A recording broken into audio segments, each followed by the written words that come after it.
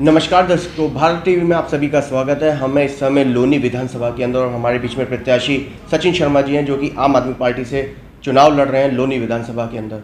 आज का मुद्दा, अहम मुद्दा, शिक्षा स्तर को लेकर के योगी सरकार की अगर हम बात करें तो कितना स्तर ऊंचा उठा है शिक्षा का इस लोनी विधानसभा के अंदर। सचिन जी, क्या नज़र आता है लोनी विधानसभा?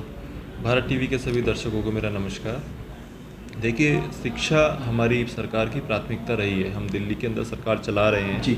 तीसरी बार अरविंद केजरीवाल जी मुख्यमंत्री बने हैं और जो हमारे शिक्षा मंत्री हैं मनीष सिसोदिया जी, उन्होंने 25% से ज़्यादा बजट दिल्ली में शिक्षा के लिए रखा है। जी। तो हमारा मानना ये है कि जब तक शिक्षा नहीं है, जब तक हमारा देश का विकास हो ही नहीं सकता। जब तक हमारे बच्चे अच्छी शिक्षा नहीं लेंगे और वो देश के विकास में भागीदारी इन द सेंस कि जब तक वो अच्छे पदों पर नहीं जाएंगे, वो अधिकारी नहीं बनेंगे, डॉक्टर, इंजीनियर, पायलट नहीं बनेंगे, जब तक देश का विकास नहीं होगा। तो अभी तक जो भाजपा कहती आई है विकास के बारे में, तो क्योंकि उन्होंने शिक्षा के स्तर को बढ़ाने के लिए या स्कूलों की व्यवस्था बेहतर करने के लिए कोई कदम उठाया ही नहीं है, तो हम कैसे भी नहीं कह सकते कि वो विकास के लिए किसी भी तरह से प्रतिबद्ध है। लोनी के विधानसभा की अगर हम बात करें तो स्कूलों का स्तर क्या कहेंगे, एजुकेशन? देखिए, यहाँ पर दर्जनों प्राइमरी स्कूल हैं जिनकी हालत ऐसी है कि उनमें पढ़ाई की ही नहीं जा सकती। आधे से ज़्यादा स्कूलों के अंदर पढ़ाई होती ही नहीं है। कोरोना काल से पहले भी नहीं होती थी और आज भी नहीं हो रही है।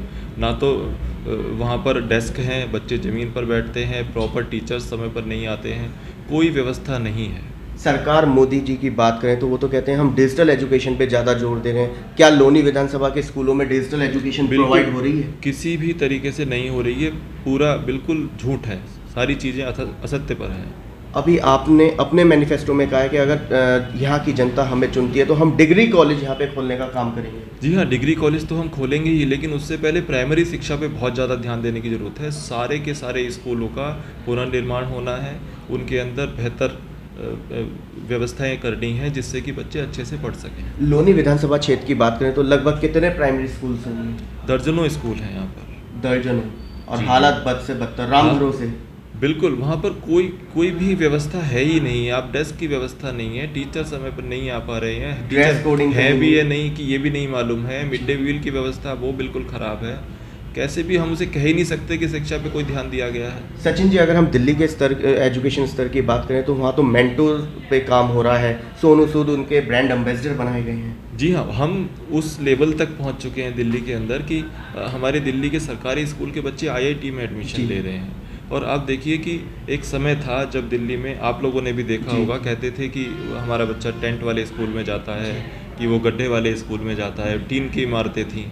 तो वो सबको ख़त्म करके हमने आज बहुमंजिला इमारतें, स्कूलों के अंदर AC लगे हुए हैं, डेस्क प्रॉपर हैं, डिजिटल एजुकेशन, हर जगह कंप्यूटर क्लासेस की सुविधा है, टीचर्स विदेशों से ट्रेनिंग लेके आ रहे हैं। तो एक उज्जवल भविष्य के लिए जो करना चाहिए वो अरविंद केजरीवाल की दिल्ली सरकार कर रही है, वो हम उत्तर प्रदेश में भी करेंगे। ऑक्सफोर्ड यूनिवर्सिटीज़ के अंदर जाकर के टीचर्स को ट्रेनिंग के लिए भेजा गया कि दिल्ली सरकार ने। बिल्कुल, बाहर से ट्रेनिंग लेने का बहुत अच्छा एडवांटेज मिला है और उसका रिजल्ट देखने के लिए मिला है कि 5 सालों के अंदर इतने सारे बच्चों ने IIT में एडमिशन लिया है। प्राइवेट स्कूलों से लोग नाम कटाकर सरकारी स्कूल में एडमिशन करा रहे हैं। PTM पे विशेषकर जोर दिया जाता है। जी हाँ, ये कनेक्शन बहुत ज़रूरी है पेरेंट्स और टीचर के बीच में। अगर वो नहीं होगा तो हम समझ नहीं पाएंगे और अभिभावक भी ये नहीं समझ पाएंगे कि वहाँ पर आपके बच्चे के अंदर क्या कमी है या कैसे वो प्रोग्रेस कर रहा है। ऐसे में लोनी विधानसभा की अगर बच्चों की बात करें तो इनका तो बच्चों का भविष्य अंधकार में लटका हुआ पहले भी था और आगे तो। जी हाँ, अगर बदलाव नहीं किया गया। आपने PTM की बात की तो हम वहाँ पर अभिभावकों से भी कनेक्ट हो रहे हैं, लेकिन यहाँ पर तो हालात ऐसे हैं कि वो टीचर बच्चों से ही कनेक्ट नहीं हो पा रहे हैं। जी। तो बहुत मुश्किल हालात के अंदर है उत्तर प्रदेश की शिक्षा व्यवस्था, और लोनी की तो उससे भी ज़्यादा बदतर। क्योंकि लोनी के अंदर तो हम ये देख रहे हैं कि बच्चा या तो नशे की गिरफ्त में जा रहा है या बदमाशी की गिरफ्त में है। जी हाँ, ये एक बड़ी समस्या है और इस सब के पीछे जो कारण है वो अशिक्षा है। शिक्षा का बेहतर तरीके से उपलब्ध ना हो पाना, ये सारी चीज़ें हैं। और इस पे हम अच्छे से, हमारे मनीष सिसोदिया जी ने पूरा इसके ऊपर एक मैनिफेस्टो तैयार किया है कि हम शिक्षा पर सबसे ज़्यादा ध्यान देंगे और 25% बजट का जो हिस्सा है उत्तर प्रदेश का भी वो शिक्षा पे ही खर्च होना चाहिए। मतलब 25% खर्च करने का वादा? बिल्कुल। तो ये थे हमारे बीच में सचिन शर्मा जी, जिनका सीधा सीधा ये कहना है कि दिल्ली के अंदर जिस तरीके से शिक्षा पर काम हो रहा है, सेम उसी तर्ज पे यूपी में भी काम होगा। 25% बहुत बड़ी बात होती है कि 25% जो एजुकेशन पे बजट है वो खर्च किया जाएगा। समय ही बताएगा कि ऊँट किस करवट बैठता है। जनता केजरीवाल को यूपी में पसंद कर रही है क्योंकि बदलाव निश्चित रूप से देखा जा रहा है। कैमरामैन पवन शर्मा के साथ राहुल शर्मा, भारत टीवी के लिए।